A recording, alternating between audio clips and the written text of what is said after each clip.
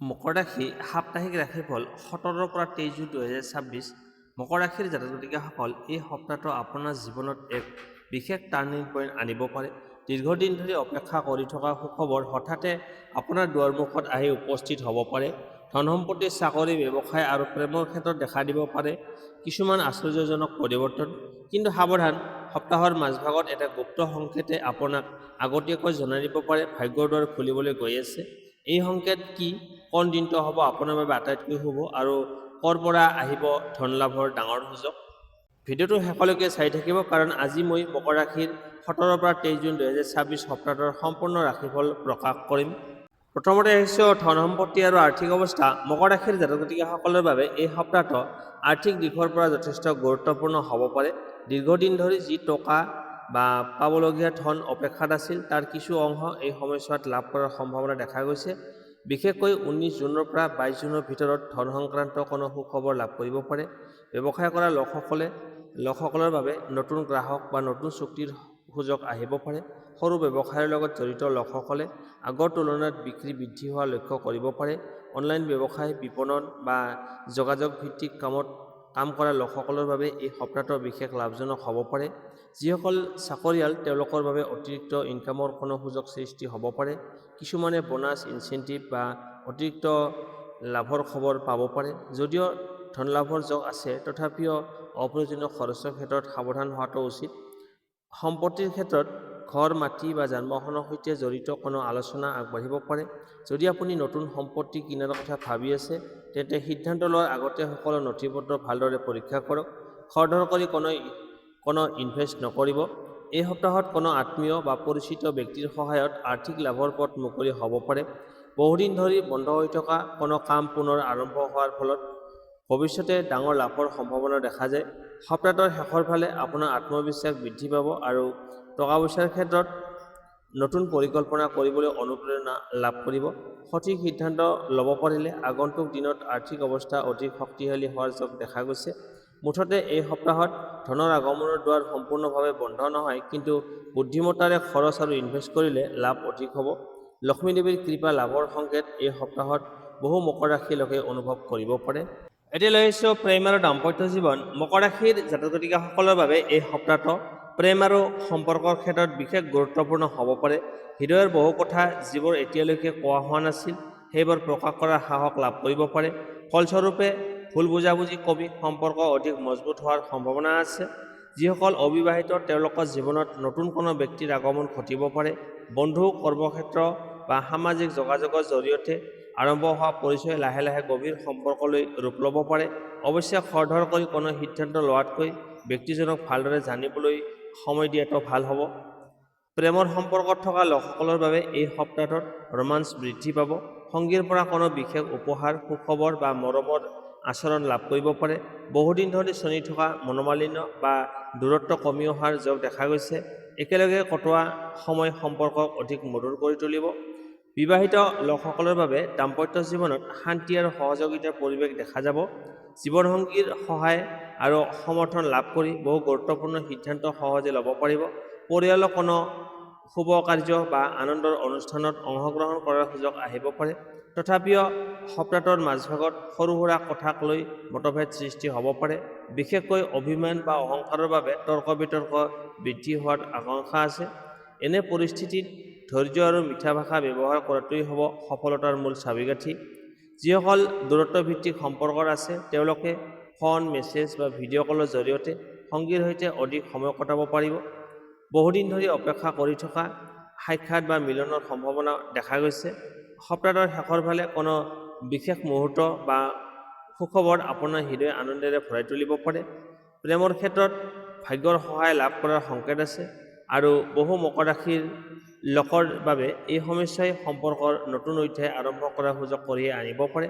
মুঠতে এই সপ্তাহত মৰম, বিশ্বাস আৰু বুজাবুজিৰ জৰিয়তে আপোনাৰ প্ৰেম আৰু দাম্পত্য জীৱনত অধিক সুন্দৰ আৰু সুখময় হোৱাৰ সম্ভাৱনা দেখা গৈছে। এতিয়া লৈ আহিছোঁ কৰ্মজীৱন, চাকৰি আৰু ব্যৱসায়। মকৰ ৰাশিৰ জাতক জাতিকাসকলৰ বাবে এই সপ্তাহটো কৰ্মক্ষেত্ৰত যথেষ্ট সক্ৰিয় আৰু ফলপ্ৰসূ হ'ব পাৰে। যিসকল বহুদিন ধৰি নিজৰ পৰিশ্ৰমৰ সঠিক মূল্য লাভৰ অপেক্ষাত আছিল, তেওঁলোকৰ বাবে সুখবৰ আহিব পাৰে।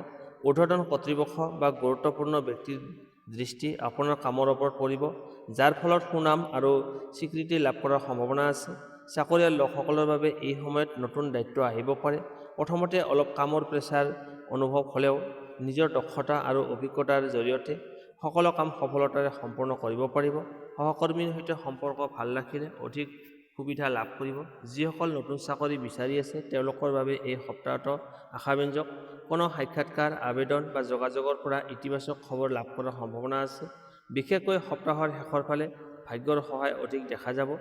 ব্যৱসায়ীসকলৰ বাবে এই সময়ত নতুন সুযোগৰ দুৱাৰ মুকলি হ'ব পাৰে। নতুন গ্ৰাহক, নতুন অংশীদাৰ বা নতুন ইনভেষ্টকাৰীৰ সৈতে যোগাযোগ স্থাপন কৰাৰ সম্ভাৱনা আছে। বহুদিন ধৰি বন্ধ হৈ থকা কোনো ব্যৱসায়িক আলোচনা পুনৰ আৰম্ভ হ'ব পাৰে আৰু তাৰ পৰা লাভৰ পথ সৃষ্টি হ'ব পাৰে।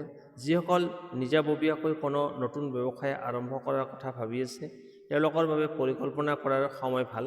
যদিও ডাঙৰ ইনভেষ্ট কৰাৰ আগতে অভিজ্ঞ ব্যক্তিৰ পৰামৰ্শ লোৱাটো বুদ্ধিমানৰ কাম হ'ব।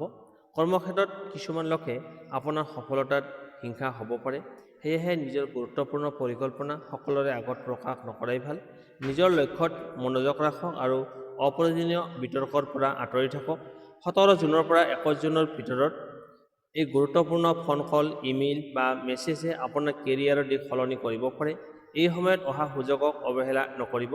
সপ্তাহটোৰ শেষৰ ফালে আপোনাৰ আত্মবিশ্বাস বৃদ্ধি পাব আৰু ভৱিষ্যতৰ বাবে ডাঙৰ পৰিকল্পনা তৈয়াৰ কৰিবলৈ অনুপ্ৰেৰণা লাভ কৰিব।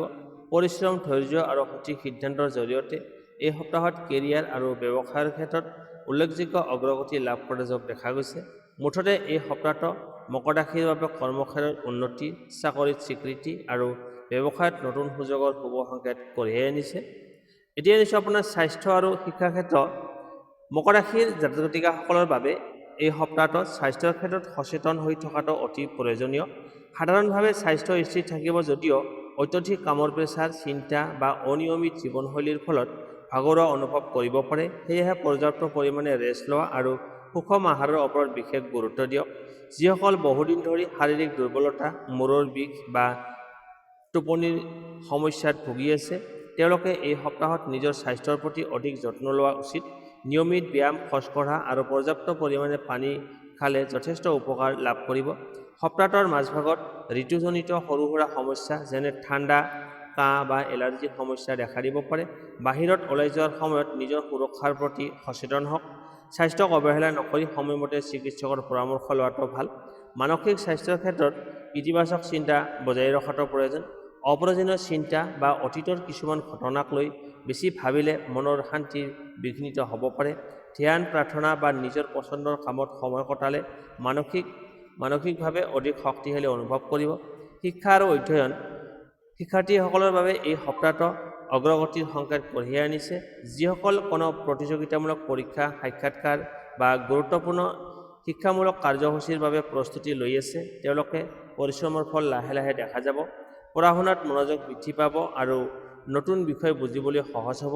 শিক্ষক বা অভিভাৱকৰ পৰা মূল্যৱান পৰামৰ্শ লাভ কৰিব পাৰে যিয়ে ভৱিষ্যতৰ পথ অধিক শক্তি কৰি তুলিব।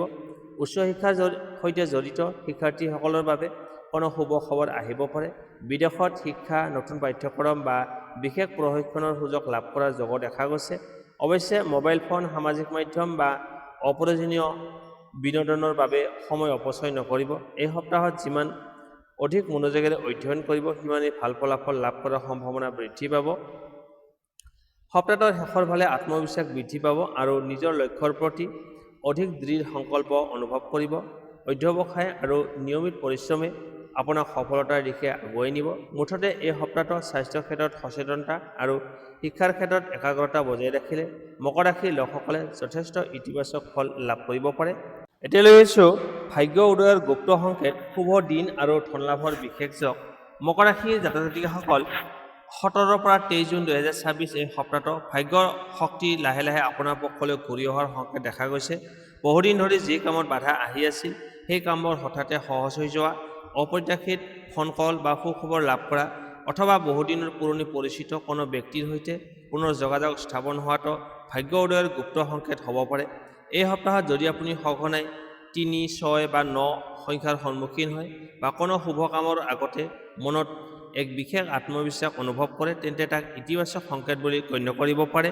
আপোনাৰ অন্তৰ্দৃষ্টি এই সময়ত অধিক শক্তিশালী থাকিব। আটাইতকৈ শুভ দিন 21 জুন ৰবিবাৰ। এই দিনটোত ভাগ্যৰ সহায়ত তুলনামূলকভাৱে অধিক লাভৰ সম্ভাৱনা আছে। গুৰুত্বপূৰ্ণ সিদ্ধান্ত, নতুন কাম আৰম্ভ কৰা, ব্যৱসায়িক আলোচনা বা ধন সংক্ৰান্ত পৰিকল্পনা এই দিনটোত কৰিলে ভাল ফলাফল লাভ কৰিব পাৰে। কৰ পৰা আহিব ধন লাভৰ ডাঙৰ সুযোগ। এই সপ্তাহত ধন লাভৰ সুযোগ 3টা বিশেষ উৎসৰ পৰা আহিব পাৰে। বহুদিন ধৰি অপেক্ষা কৰি থকা কোনো পাবলগীয়া ধন বা বন্ধ হৈ থকা লেনদেনৰ পৰা, চাকৰি বা ব্যৱসায়ৰ সৈতে জড়িত নতুন যোগাযোগ, নতুন গ্ৰাহক বা নতুন চুক্তিৰ পৰা, কোনো বন্ধু, আত্মীয় বা পৰিচিত ব্যক্তিৰ জৰিয়তে অহা নতুন উপাৰ্জনৰ সুযোগ। বিশেষকৈ সপ্তাহৰ শেষৰ ফালে হঠাতে অহা কোনো খবৰ বা প্ৰস্তাৱে ভৱিষ্যতে ডাঙৰ আৰ্থিক লাভৰ পথ মুকলি কৰিব পাৰে।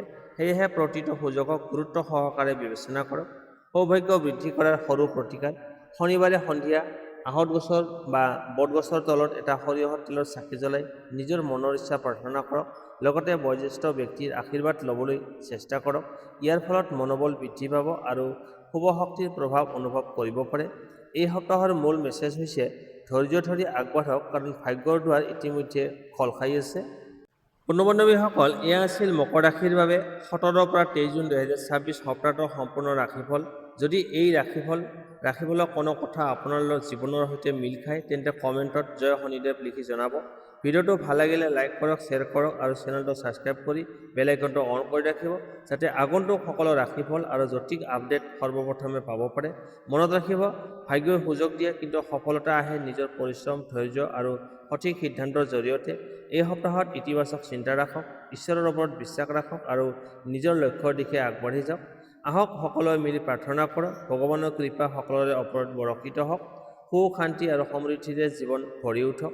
পুনৰ লগ পাম পৰৱৰ্তী ৰাশিফলৰ নতুন ভিডিঅ'ত। ধন্যবাদ।